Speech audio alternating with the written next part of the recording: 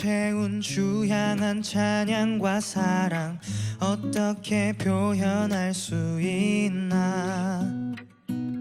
수많은 찬양들로 그만 표현할 길 없어 다시 고백합니다. 내 마음을 가득 채운 주 향한 찬양과 사랑 어떻게 표현할 수 있나. 수많은 찬양들로 그만 표현할 길 없어 다시 고백합니다. 주 사랑해요. 온 맘 다하여 말로 다 할 수 없어. 주 사랑해요. 찬양 받아 주소서.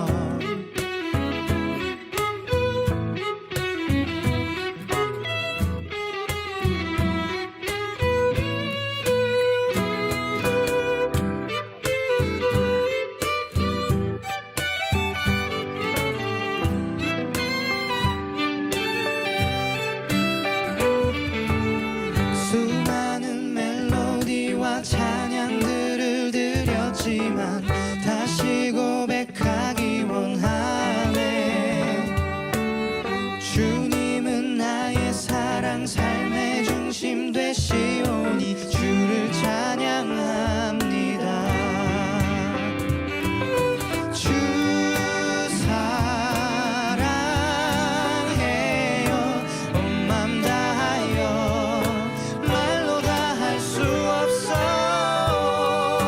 주 사랑해요. 찬양 받아 주소서. 주님 사랑 다시 고백하는 새날 주심 감사해요.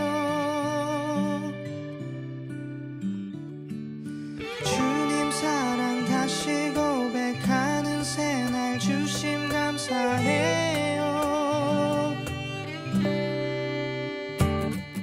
주님 사랑 다시 고백하는 새날 주심 감사해요. 주님 사랑 다시 고백하는 찬양 주심 감사해요. 주 사랑해요. 온 맘 다하여 말로 다 할 수 없어. 주 사랑해요. 찬양 받아 주소서. 수많은 멜로디와 찬양들을 드렸지만 다시 고백하기 원하네. 주님은 나의 사랑 삶의 중심 되시오니 주를 찬양합니다.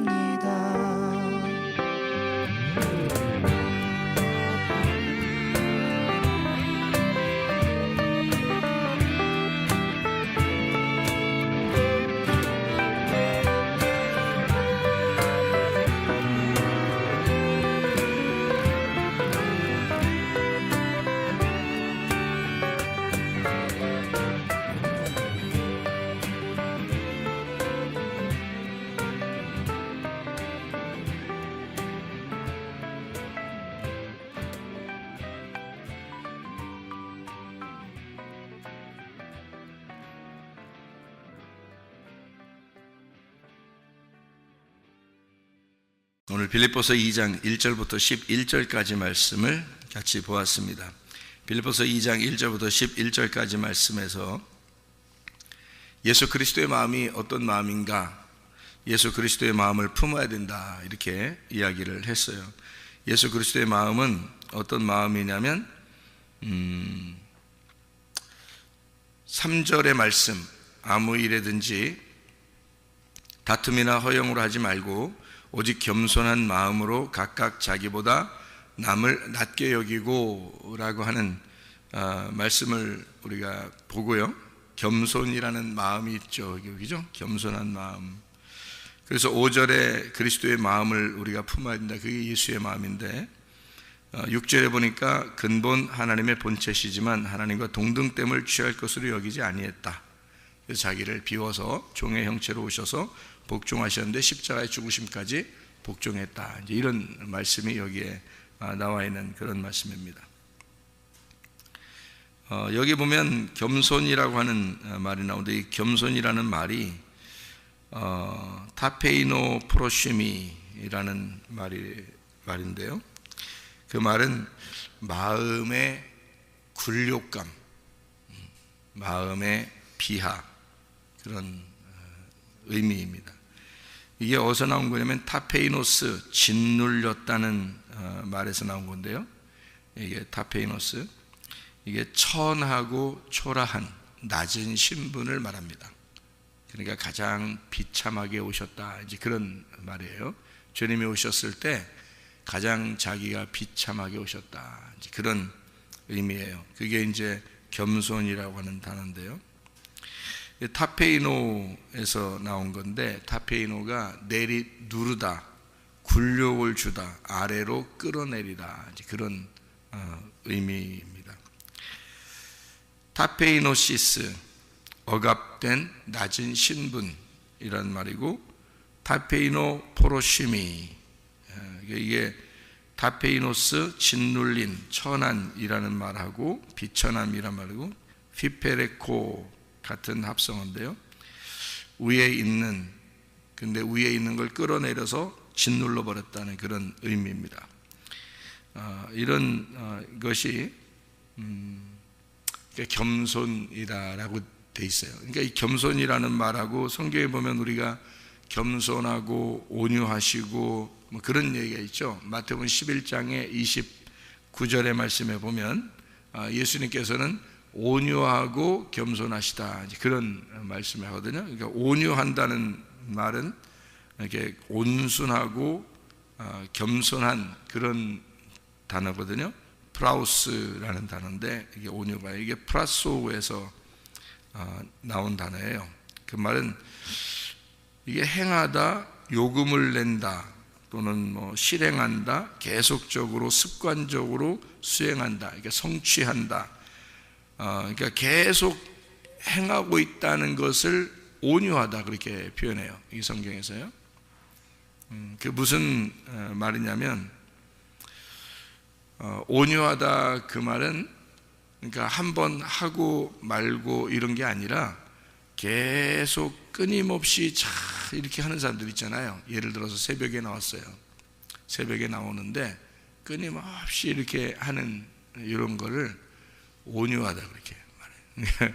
하나님이 보실 때 이런 걸 참 충성스럽고 온유하다, 이렇게 이야기하는데 그게 믿음이죠. 하나님이 이제 그런 믿음을 바라보시는 거고요. 그러니까 온유하고 겸손하다라고 하는 건 이제 온유가 뭐라고요?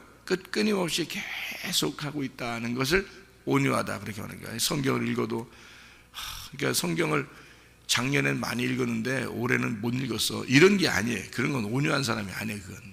그건 그냥 해보라니까 한번 해본 거고, 온유한 사람은 계속적으로 자기가 끊임없이 그걸 이어나가는 거예요. 기도도 계속해서 끊임없이 해나가는 사람, 성경 말씀도 계속 끊임없이 해나가는 사람, 뭐 선한 일을 하고 있다면 그걸 끊임없이 이렇게 하는 거, 이런 거를 갖다가 온유하다, 그렇게 이야기한다고요. 그러니까 계속적으로 습관적으로 계속해서 누가 뭐라고 하든 말든 그냥 자기가 정한 게 있으면 계속해서 하는 거 있잖아요. 그런 걸 온유하다 그래요. 그게 예수님의 성품이래요. 그게 예수님이 원래 그러신 분이래요. 그러니까 한마디로 말하면 예수님은 들쭉날쭉 안 하시는 분이란 말이에요. 변함없으신 분이에요.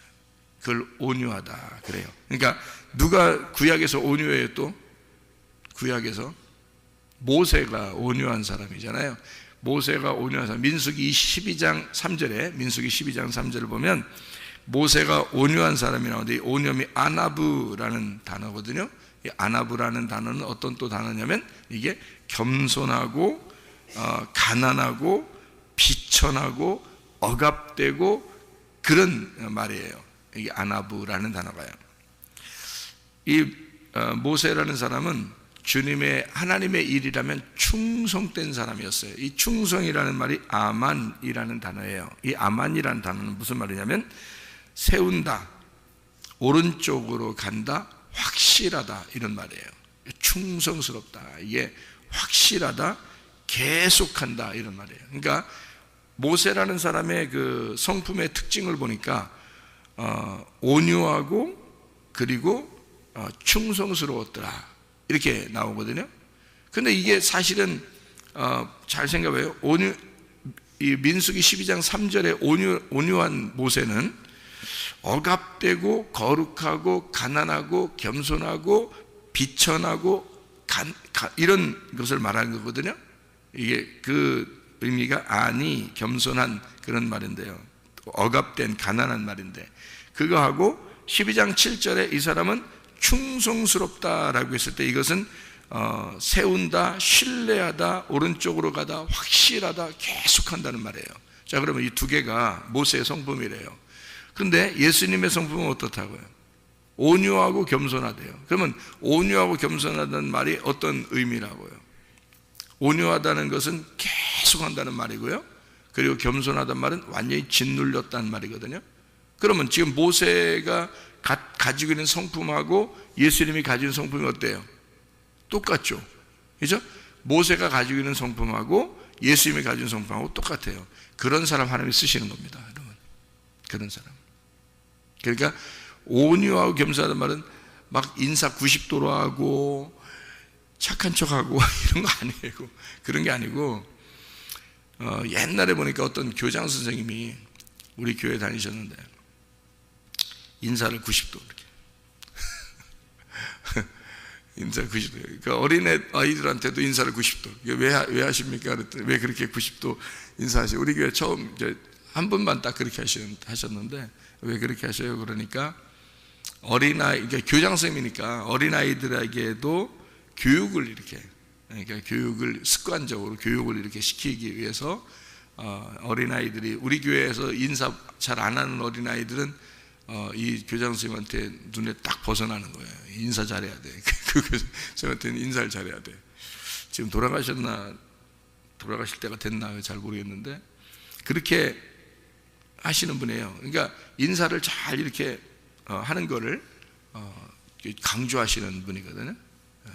예의가 뭐 대단한 분이에요.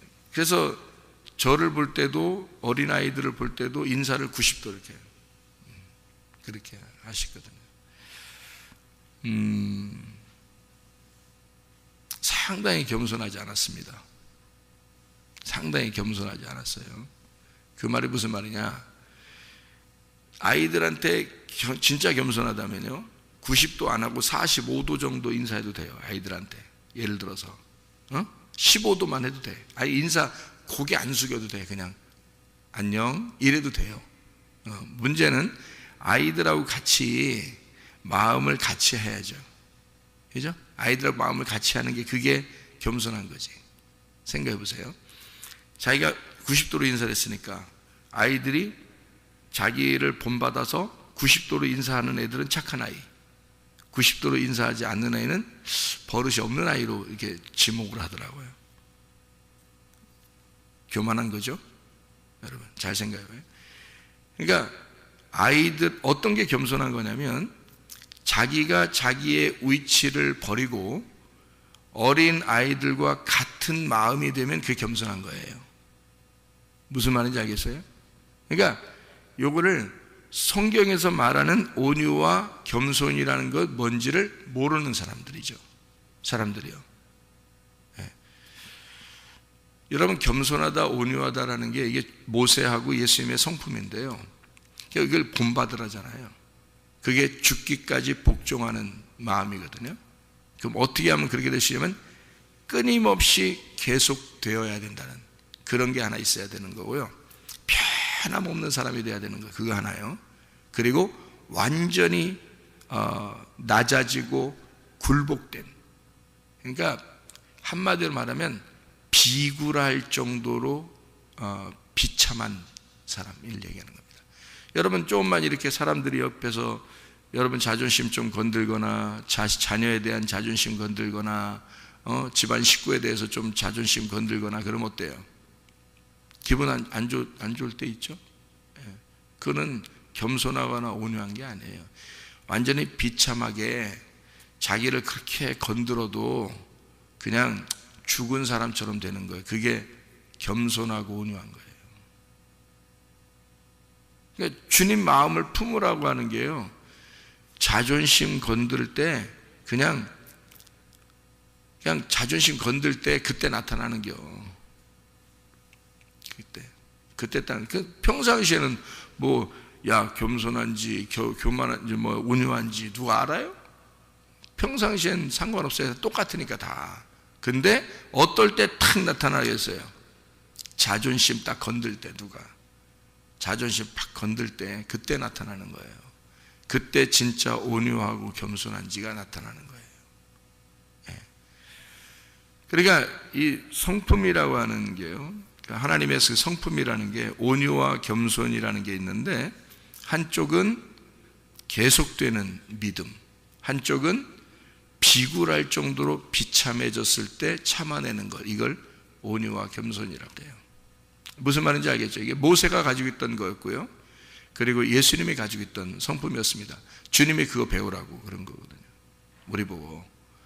그럼 우리도, 그러니까 하늘에서 이 땅에 내려오면서, 하늘에서 이 땅에 내려온 이유가 있어요.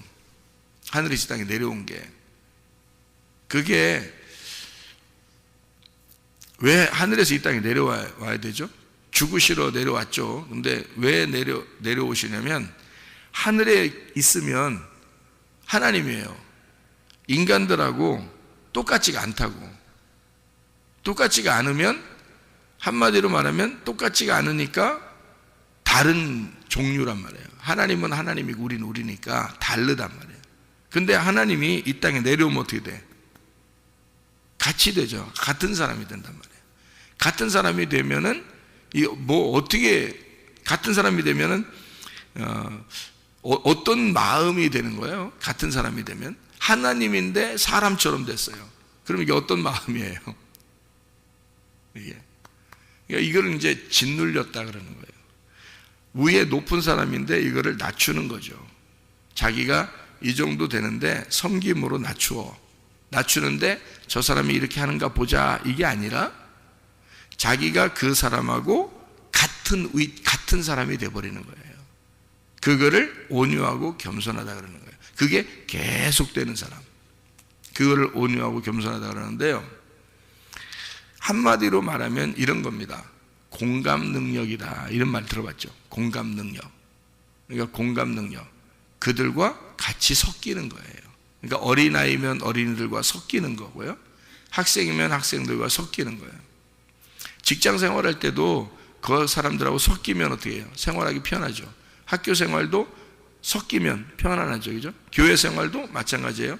섞이면, 이 사람들하고 섞이면 편하거든요, 교회 생활이. 근데 섞이지 못하면 너하고 나하고 달러, 그렇게 되는 거예요. 너하고 나하고 달러. 이거는 겸손한 척해도 소용없어요. 겸손하지 않습니다. 이게 섞여버려야 겸손한 거예요. 섞여야. 그러니까 그 사람들하고 같이 공감 능력을 가지고 있어야 착한 거고, 그래야 이게 겸손하고 온유한 거예요. 섞여야. 누가 도덕성을 이렇게 규정을 했더라고요. 도덕성이 뭐냐? 도덕성이라는 건 착하다는 얘기인데요, 도덕성, 착하다, 이 사람 착하다, 이거를 누가 이제 정의를 했는데 이렇게 내렸더라고요. 도덕성을 열어보면 착하다, 저 사람 참 인사도 잘한다, 착하다, 온화하다, 부드럽다, 이런 거를 여러분 따지잖아요, 도덕성을. 근데 도덕성의 원래 그 정의는 그렇게 보는 게 아닙니다. 착하다는 것은 그렇게 보는 게 아니라, 도덕성이라는 착한 것은요, 남에게 피해를 주지 않는 것이다, 이렇게 돼 있어요. 남에게 피해를 주지 않는 것이다, 이게 도덕성이고요. 하나, 도덕성. 그리고 또 하나, 이 도덕성을 정의하는데 뭐라고 그러냐면 공감 능력을 가지고 있다. 이거예요. 공감 능력을 가지고 있다. 그러니까 한마디로 말하면 사회성이 있다는 얘기예요. 사회성이 있다. 그러니까 어울릴 줄 안다는 얘기예요. 그게 착한 것입니다.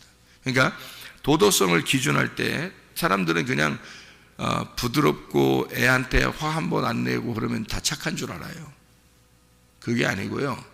애가 다른 사람한테 피해를 주고 있으면 안 되기 때문에 피해 주지 말라고 가르쳐야 되는 거예요. 그죠?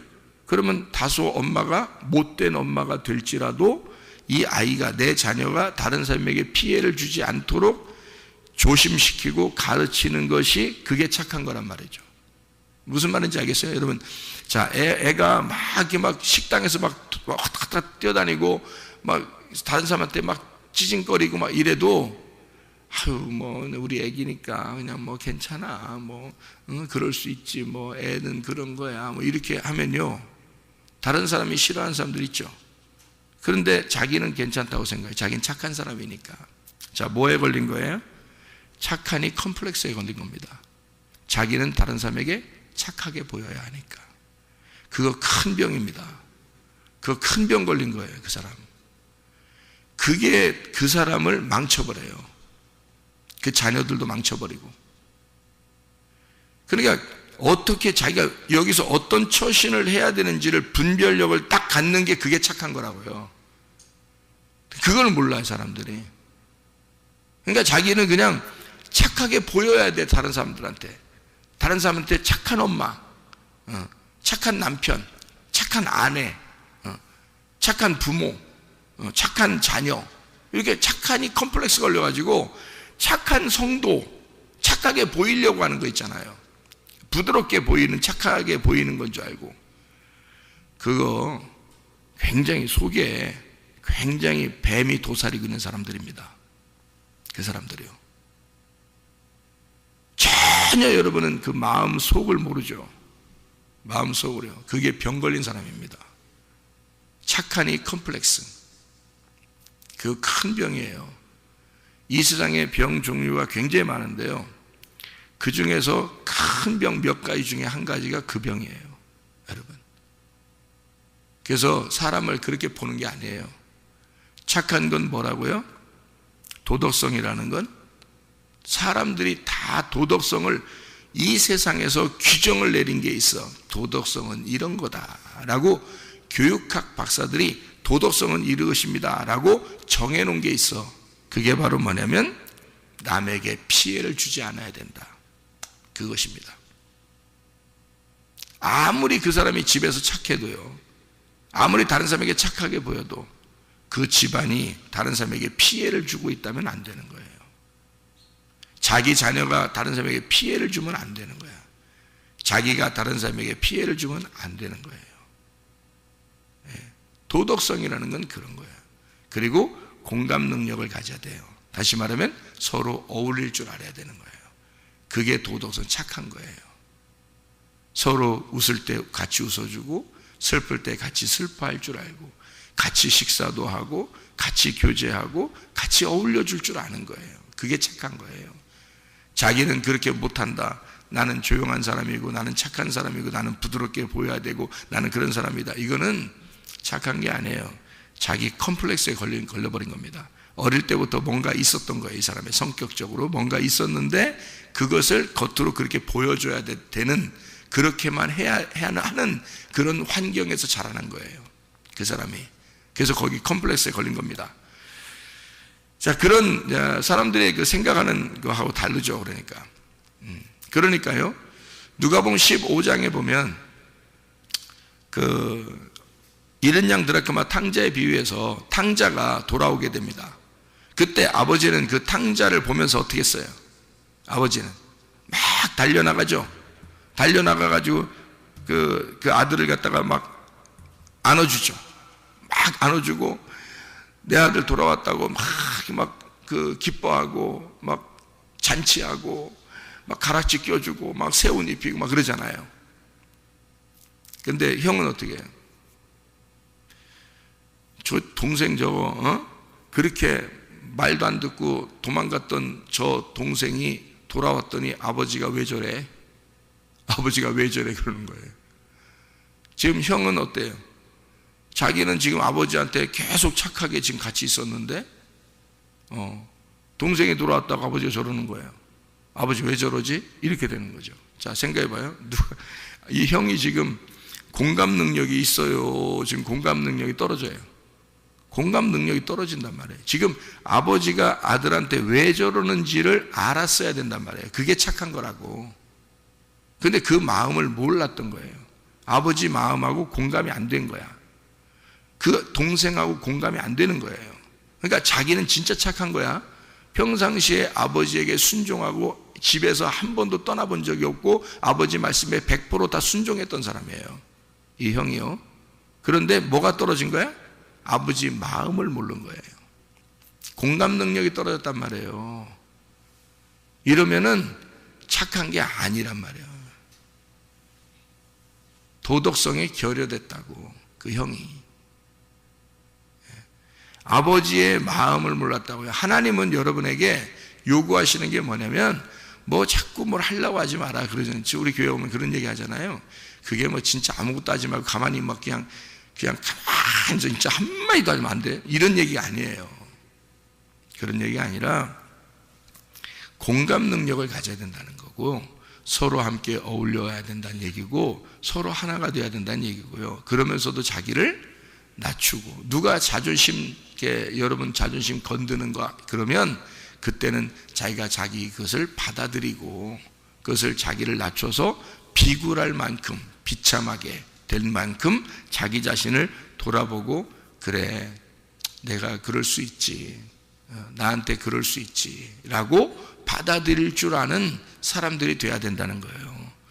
그런 게 온유하고 겸손하다는 거야. 그래서 그 믿음을 잃지 않고 변함없이 이렇게 가려고 하는 거 있잖아요.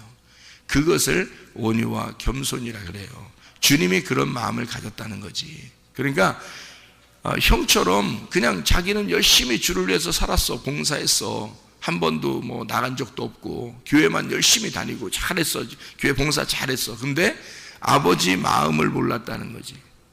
그러면은 소용없는 거야. 그거 착한 게 아닌 거야. 아버지 마음을 알았어야 돼. 같은 공감을 했어야 된단 말이에요. 동생한테 왜 저러는지를 같이 어울려줬어야 되는 거예요. 같이 알았어야 되는 거예요. 그러니까 하나님 우리에게 다른 거 하지 말고 뭐 하라고? 내 마음 좀 알아줘. 내가 여기 성경에 이렇게 쓴 내용, 그 의미, 그 뜻을 네가 알았으면 좋겠어. 하나님은 그것만 해달라는 거예요. 내가 왜 너희들한테 이렇게 하는지, 왜 다른 사람들에게 이렇게 하는지를 성경에 있는 대로, 왜 이웃을 사랑해야 하고 하는지, 왜 교회에서는 서로 공동체라고 하는지, 이거를 네가 깨달았으면 좋겠어. 좀 내 마음 좀 알아줬으면 좋겠어 하는 거예요. 주님의 성품, 주님의 마음을 네가 닮아라. 빌립보서 2장의 5절부터 11절까지 말씀이거든요. 그리스도 예수의 마음인데 이 마음은 근본 하나님이시지만 본체가 이 땅에 내려와서 사람들과 함께 됐다는 거예요. 뭔 말이에요? 공감했다는 얘기예요. 사람들하고 같이 그냥 어울렸다는 얘기야. 무슨 말인지 알겠어요? 교회에서 이런 마음을 품으라는 얘기야. 자기 혼자 잘났다는 그러지 말고, 자기 혼자 나는 원래 성격이 이래, 뭐 나는 그래도 착한 사람이야, 난 원래 이래, 그러니까 나 그냥 내비둬, 나 하는 대로 그냥 가만히 둬, 이게 아니에요. 그건 착한 사람이 아니라고. 착한 사람은 예수님의 마음처럼 서로 어울리고 서로 공감하고 그 사람의 슬픔을 이해해주고 그 사람의 기쁨을 같이 이해해주고 그 사람의 마음을 이해해주는 거예요.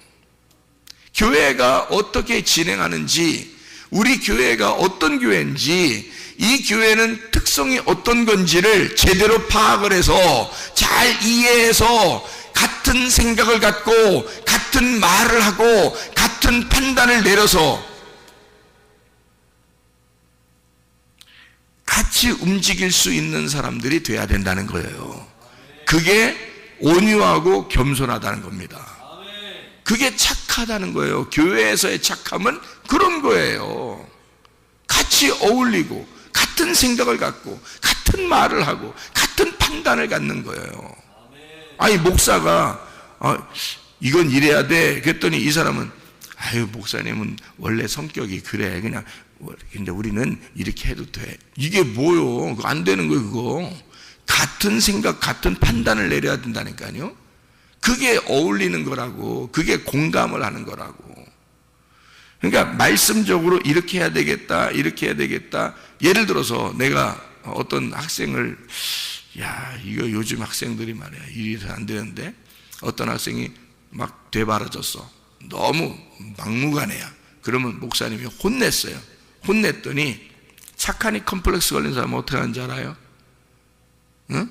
그 학생한테 가서 이제 목사님이 직접 그 학생한테 가서 얘기하면은, 혼내고서 금방 얘기하면은 어떻게 생각할지 모르니까 다른 사람을 이제 보냈어. 이렇게 보내가지고 착하다고 생각한 사람을 이렇게 보냈어. 보냈더니 이 사람이 가가지고 그 학생한테 한다는 말이, 목사님 성격이 원래 그러셔.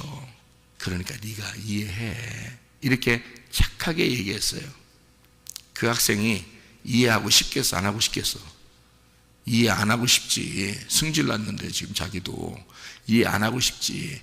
그럴 때는 어떻게 얘기하게 되냐면 이렇게 하는 거예요. 이 사람이 목사님이 보낸 사람이잖아. 지금 목사님 마음은 어떤 거야? 혼내고서 마음이 안타까워. 지금 이 학생이 교회를 제대로 잘 나와야 되니까, 혼내고서도 교회를 잘 나와야 되니까 목사님 마음 속에 있는 마음이 왜 그랬는지를 알아야 되잖아. 그럼 그거를 중간에 이 사람이 가가지고 얘기를 해줘야 되겠죠.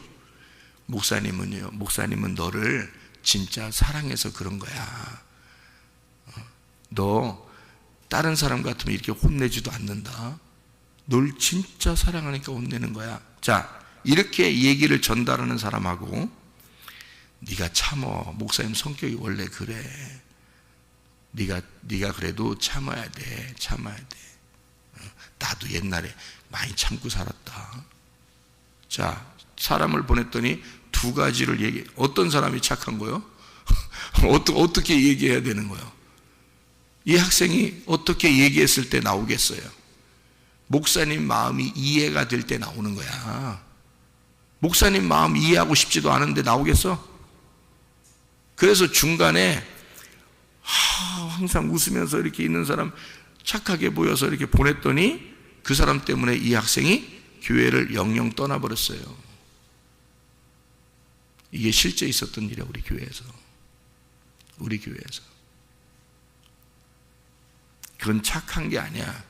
자기 혼자 착한 척 한 거야. 가가지고 자기 혼자 착한 척 한 거예요. 그건 공감 능력이 떨어진 겁니다. 목사하고 같은 마음이 아닌 거야. 알아요? 자기 혼자 착한 척 한 거야. 다른 사람한테.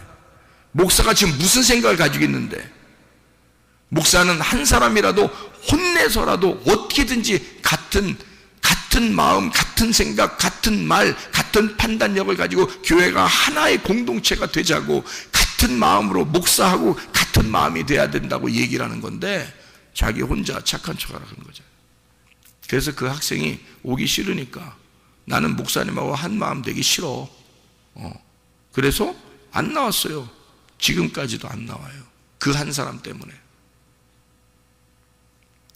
그건 착한 게 아닙니다. 마음을 모른 거죠. 목사의 마음을 이해했어야지. 왜 그랬는지, 목사는 왜 그랬는지. 우리 교회 아이들한테 어떨 때는 이렇게 하지 않아야 된다라고 얘기해요, 목사가. 그러면 모든 성도가 똑같이 그렇게 딱 해야 됩니다. 우리 목사님은 속의 마음에 이 아이한테 이렇게 할 때는, 그때는 뭔가 속의 마음에 그런 마음을 품고 하는 거일 거야 라고 다 알았어야 되거든요. 근데 그걸 모르면요, 애한테 가서 야야, 목사님 설교할 때 소리 크게 내는 거 알지? 야, 나도 그냥 참고 사는 거야. 이렇게 자기 엄청 착한 척 하는 거죠. 병 걸린 겁니다. 그 사람 병 걸린, 그냥 어디 가도 그 사람 공감 능력 떨어져요. 마음을 이해해야 되거든요. 서로 마음을. 교회는 같은 마음, 같은 생각, 같은 판단력을 가지고 있어야 되는 거예요. 그래야 하나가 되는 거야. 와서 분위기 파악을 빨리 해가지고 우리 교회의 스타일은 어떤지, 우리 교회는 어떤 건지를 스타일을 빨리 파악을 해야 돼요. 머리가 좋으면. 그게 착한 거야. 공감 능력이 빨리 뛰어나서 빨리 적응해야 되는 거예요. 여기 이런 스타일은 요구나. 아, 성문교회 스타일은 이런 거구나. 그걸 빨리 알아가지고 거기에 빨리 적응을 해야 되는 거예요. 자기 혼자 착한 척하지 말고. 그건 착한 게 아니니까. 그거 다 아니까 나도. 그런 사람들은 경계합니다. 제가. 왜냐하면 착한 게 아니니까. 어느 날이라도 이 사람은 자기 혼자 착한 척 하다가 이건 무너져 내릴 사람이니까. 공감 능력을 가져야 돼요. 도덕성은 세상에서도 그렇게 정의합니다. 공감 능력, 그리고 남에게 피해를 주지 않는 거, 딱 하나가 되는 걸 말하는 거예요. 서로 연합하고. 그리스도의 마음은 하나님이 하나님으로서 존재하려고 하는 게 아니라 이 땅에 내려와서 인간들과 같이 섞여버리는 거예요. 그래서 자기를 내려놓고 자기를 비우고 자기를 십자가에 죽이시고 모든 사람과 하나가 되려고 하는 게 예수님의 마음이라는 거예요. 그게 교회의 마음이 돼야 되는 거예요. 교회에서 여러분 성도들은 자기 혼자 착한 척하는 게 그게 착한 게 아닌 거야. 교회 서로 하나가 돼서 어울리고 공감하고 목사님의 생각과 자기의 생각과 모든 성도의 생각이 하나로 어울리도록 그렇게 하나가 되는 그 생각을 서로 의견을 나누어서 서로 하나가 되는 마음을 갖는 게 그게 착한 것이다. 하나님의 착한 마음을 우리가 가져야 된다. 그게 어떤 마음이냐 봤더니 온유하고 겸손한 마음이더라. 그건 누가 가지고 있나 봤더니 구약에서는 모세가 가지고 있고 신약에서는 예수님이 가지고 있더라. 그랬더니 하나님이 그 사람들을 쓰시더라. 이게 그렇게 하나님이 이게 진짜 좋은 거고 착한 거니까 그런 주님의 마음을 품자고 나오는 거 아니에요, 성경에. 이렇게 그런 마음을 가져야 된다. 그리스도 예수의 마음을 품으시기를 바랍니다. 온유하고 겸손하시기를 바랍니다. 그리스도 예수 안에서 하나가 되시기를 바랍니다. 말씀 안에 주님과 공감하시기를 바랍니다. 말씀 중심, 교회 중심의 삶을 살기를 바랍니다. 기도하겠습니다.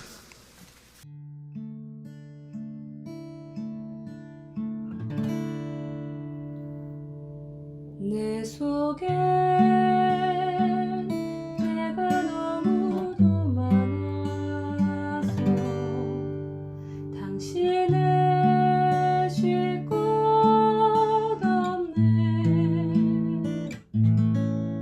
내 속에 헛된 바램들로 당신을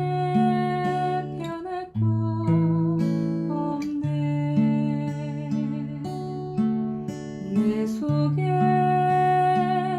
내가 어쩔 수 없는 어둠 당신의 쉴 자리를 뺏고 내 속에 내가 이길 수 없는 슬픔 무성한 가시나무 바람만 불면 그 메마른 가지 서로 부대끼며 울어대고 쉴 곳을 찾아 지쳐 날아온 어린 새 들고 가시에 지며 날아가고 바람만 불면 외롭고 또 괴로워 슬픈 노래를 부르던 날이 많았는데 내 속에 내가 너무도 많아서 당신